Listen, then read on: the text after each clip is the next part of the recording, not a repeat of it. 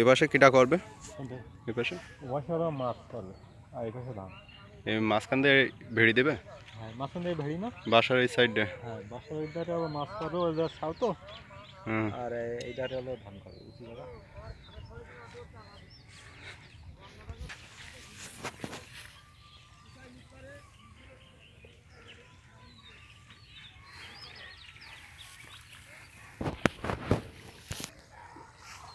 হ্যাঁ, এটাও তোমার ভিতরে?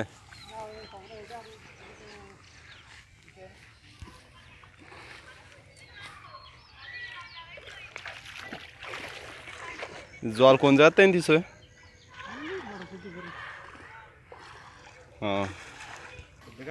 কাজের ছেলে না, ভালো। আমি তো দেখা যায় বাড়ি কাজ করিনি।